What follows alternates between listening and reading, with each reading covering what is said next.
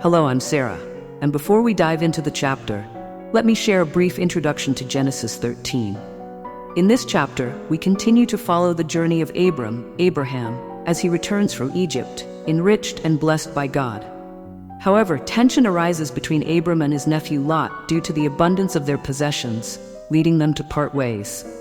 Abram generously allows Lot to choose his land first, and Lot selects the fertile plains of Jordan, near Sodom. After their separation, God reaffirms his promise to Abram, blessing him and his descendants with the land as far as he can see. This chapter highlights the themes of faith, generosity, and God's unwavering promise to Abram. Now let's delve into the story of Abram and Lot. So let's jump right into it.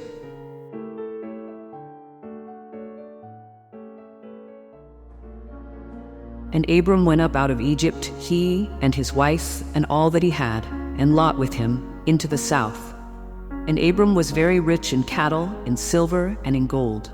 And he went on his journeys from the south even to Bethel, unto the place where his tent had been at the beginning, between Bethel and Hai, unto the place of the altar, which he had made there at the first. And there Abram called on the name of the Lord.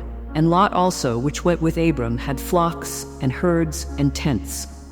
And the land was not able to bear them, that they might dwell together, for their substance was great, so that they could not dwell together. And there was a strife between the herdmen of Abram's cattle and the herdmen of Lot's cattle.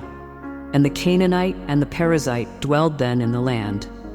And Abram said unto Lot, Let there be no strife, I pray thee, between me and thee, and between my herdmen and thy herdmen, for we be brethren.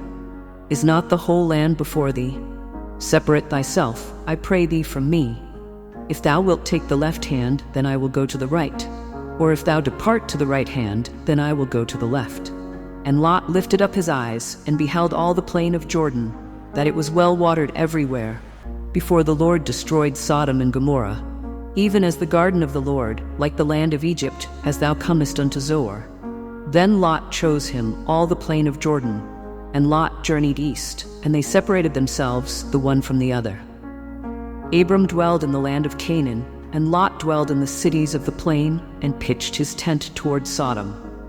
But the men of Sodom were wicked, and sinners before the Lord exceedingly.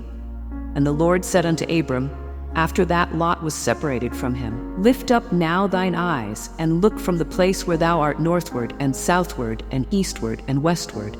For all the land which thou seest, to thee will I give it, and to thy seed forever. And I will make thy seed as the dust of the earth, so that if a man can number the dust of the earth, then shall thy seed also be numbered. Arise, walk through the land in the length of it, and in the breadth of it, for I will give it unto thee. Then Abram removed his tent, and came and dwelt in the plain of Mamre, which is in Hebron, and built there an altar unto the Lord.